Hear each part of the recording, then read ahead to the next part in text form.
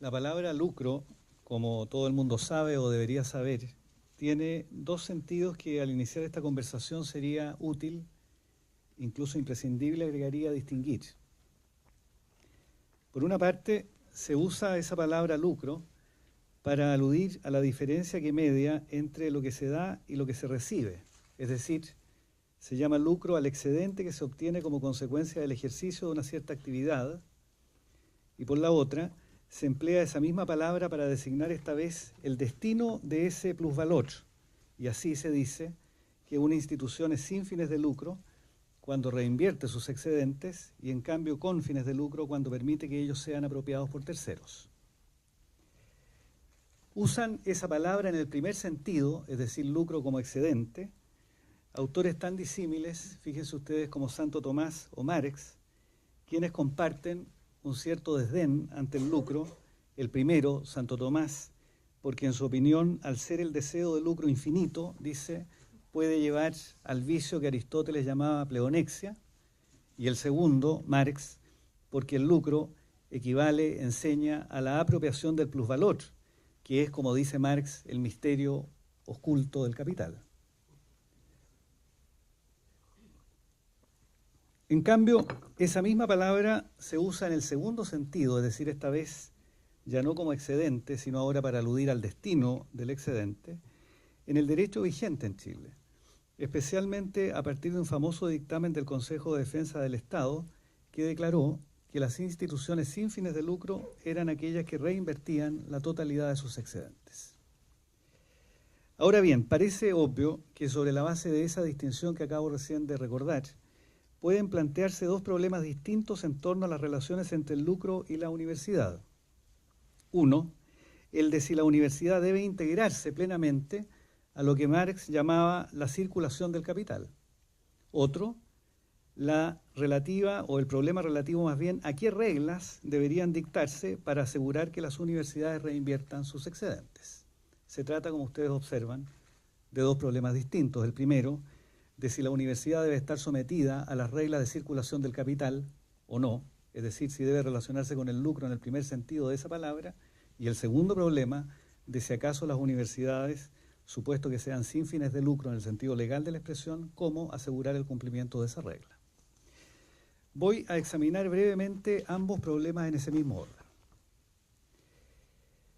El primer problema, como acabo recién de decir, consiste en revisar las relaciones entre la universidad y eso que Marx llamaba la circulación del capital.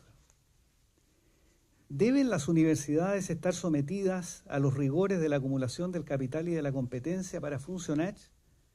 ¿O en cambio deben estar al margen de esas leyes y entregadas, por ejemplo, a alguna forma de mecenazgo estatal o de otra índole para funcionar?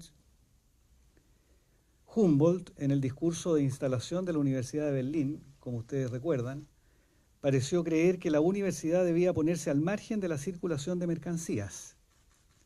Permitan que la universidad se dedique solo a la ciencia, dijo en el discurso inaugural, y todo lo demás vendrá inevitablemente por añadidura. Hoy día, las universidades en casi todo el mundo, y en Chile para qué decir, deben buscar sus propios recursos, o los profesores, incluso los suyos, mediante diversas formas de emprendimiento o de competencia. Las universidades, en otras palabras, están cada vez más integradas a lo que Marx llamaba la circulación del capital. ¿Es necesaria alguna reforma o intervención en este ámbito, en este primer problema que menciono? Yo pienso que sí, que incluso cuando es necesario tolerar el llamado capitalismo académico, por los beneficios evidentes que provee, por ejemplo, en las relaciones entre la universidad y la empresa, hay también que ponerle límites, como una forma de resguardar la misión crítica que el trabajo universitario debe poseer, me parece a mí, en la sociedad. Una universidad puramente funcional, una universidad de emprendedores satisfechos y seguros de sí mismos, y no una universidad de intelectuales, una universidad que carece de roces, que no riñe con la sociedad en medio de la que funciona, es una institución, me parece a mí, que no está del todo a la altura de su tarea. En consecuencia, frente a la pregunta de si la universidad debe estar o no integrada del todo a las leyes de circulación del capital, mi respuesta es no.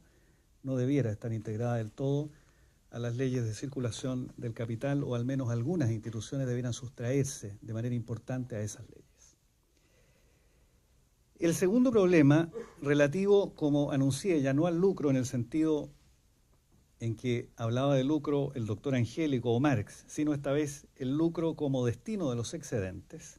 Este problema, digo, consiste en examinar ahora si acaso en el derecho vigente hay reglas para asegurar que las universidades reinviertan o no la totalidad de sus excedentes. La respuesta a esta pregunta es que no. Hoy día no hay reglas que permitan asegurar el carácter sin fines de lucro que las universidades desde el punto de vista legal debieran poseer. Las universidades, y todos lo sabemos, están hoy día en medio de un verdadero estado de naturaleza, entregadas a la audacia, a la prudencia o al sentido del deber simplemente de quienes las manejan. ¿Cuáles son, cabría preguntarse, las formas habituales en las que esa regla se infringe y cuáles son entonces las medidas que podrían adoptarse para evitar que ello ocurra una y otra vez de nuevo? En lo que sigue voy a enumerar muy someramente las diversas formas en que en Chile se elude o transgrede la ley, y al mismo tiempo señalaré en cada caso cómo, en mi opinión, ello podría evitarse. Una forma habitual de eludir la ley se verifica cuando la universidad, como todos saben, celebra contratos y efectúa transferencias con sociedades relacionadas, es decir, con sociedades que están bajo el mismo control que posee la universidad. O, como prefiere decir la ley de valores, cuando la universidad celebra contratos con una empresa, formando ambos, universidad y empresa, parte del mismo grupo empresarial. Pues bien, cuando la universidad celebra contratos con sociedades relacionadas, entendiendo por sociedades relacionadas aquellas que acabo recién de describir, puede hacerlo a precios que, por ser distintos a los del mercado, desmedran el patrimonio de la corporación universitaria, infringiendo evidentemente la ley.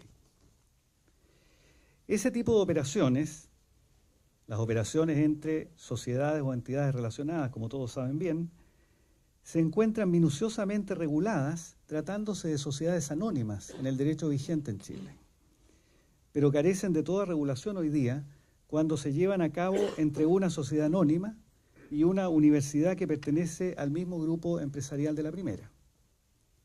En otras palabras, la ley en Chile es más rigurosa y más escrupulosa a la hora de controlar a una sociedad anónima que a la hora de cuidar que las universidades cumplan el fin o propósito que les es propio. En el caso de las sociedades anónimas, este tipo de operaciones se encuentran sometidas a severos requisitos procedimentales descritos en la ley. La operación, por ejemplo, debe ser aprobada por el directorio con exclusión del director involucrado, debe informarse de ella en la siguiente junta de accionistas, deben eventualmente acompañarse la operación de evaluadores independientes, etc. Y lo que cabe entonces preguntarse, me parece a mí, es si bastará con extender esta regla hoy día vigente en las sociedades anónimas a las universidades para evitar el problema que menciono, o si en cambio habrá que establecer alguna regla todavía más rigurosa que esa. Mi opinión es que en vez de extender esa regla, la regla de las sociedades anónimas, al ámbito de las universidades, resulta mejor prohibir del todo simplemente los contratos entre una universidad y una sociedad relacionada con ella. Una regla como esa obligaría a los controladores a escoger entre mantener el control de la universidad desprendiéndose de la sociedad de que se trata, o en cambio optar por el control de la sociedad desprendiéndose del control de la universidad. Al revés de lo que pudiera creerse, si este tipo de contrato se prohibiera, no creo que se desalentarían los intercambios. Lo que se evitarían serían los conflictos de interés que hoy día proliferan. En fin, todavía existe, me parece, una ventaja adicional a la regla que sugiero.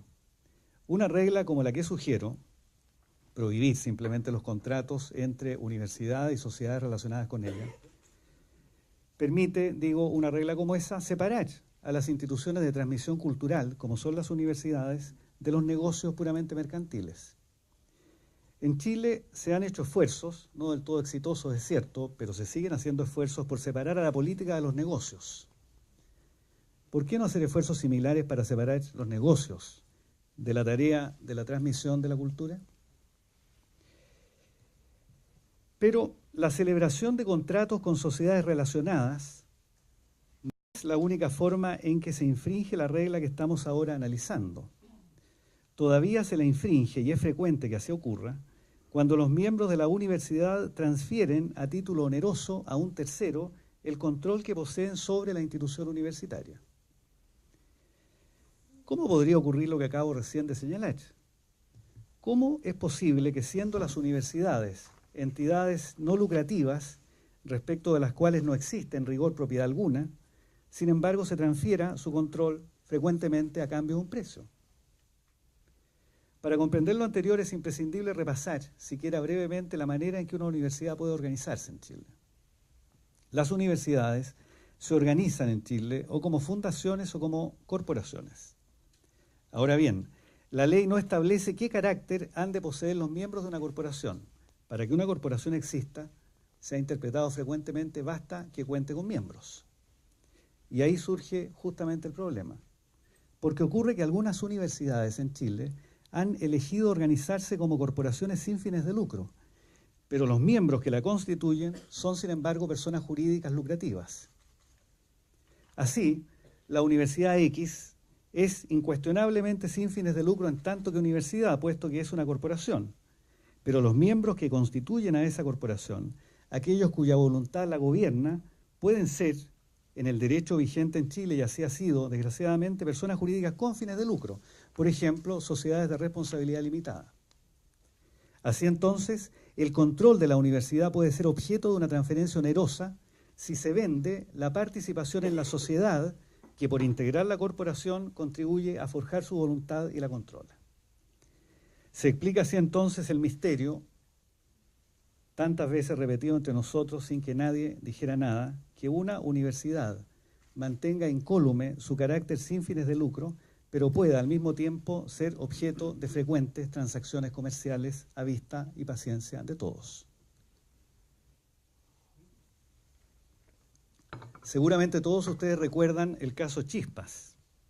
En ese caso, en términos generales, un grupo de managers transformó las indemnizaciones a que tenía derecho en acciones de la compañía que administraban. Algunas de esas acciones tenían, sin embargo, una particularidad. Tenían más derechos políticos o de control que las demás. Los tenedores de esas acciones decidieron entonces venderlas a un precio superior, atendido el hecho que no vendían solo el capital, sino el control político sobre él. La operación fue considerada un escándalo que todavía salpica a sus partícipes, y quienes fueron parte de ella sufrieron altísimas penas pecuniarias. ¿Cuál era el pecado de esos managers? Su pecado fue haber vendido a precio preferente el control o los derechos políticos de una sociedad anónima en perjuicio de los minoritarios. Pues bien, si los managers, ¿de qué se trata?, hubieran vendido el control de una universidad y no de una empresa eléctrica, es decir, si hubieran vendido las acciones de una compañía que integra la asamblea de socios de una corporación universitaria y hubieran cobrado un sobreprecio por el control, nadie podría haberles dicho absolutamente nada. La operación, bajo el derecho vigente en Chile, habría sido perfectamente lícita. ¿Es correcto, debiéramos preguntarnos, ya no bajo las reglas del derecho vigente, sino ahora desde el punto de vista de un buen diseño del sistema universitario, que pueda transferirse de esa manera el control de las universidades a título oneroso? Mi opinión es que no. Yo creo que no es correcto tolerar eso. Las universidades deben ser entidades autónomas, provistas de una voluntad propia, y no organizaciones dependientes de un poder extraño o ajeno a sí mismas. Menos, las universidades pueden equivaler a organizaciones cuya estructura de poder dependa de las leyes bajo las cuales circulan las mercancías. ¿Cómo va a ser sensato que una universidad, los miembros de una universidad, los estudiantes y los profesores, no sepan cuál es la voluntad que los gobierna? Porque esa voluntad puede cambiar de un día para otro al compás de la oferta y la demanda.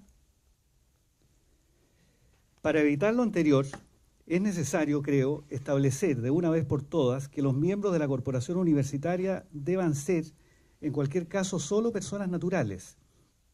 De esa manera se evita que los miembros de la corporación sean sociedades comerciales y que, como ocurre hoy día frecuentemente, la venta de las acciones de esta última equivalga a la venta del control de la universidad.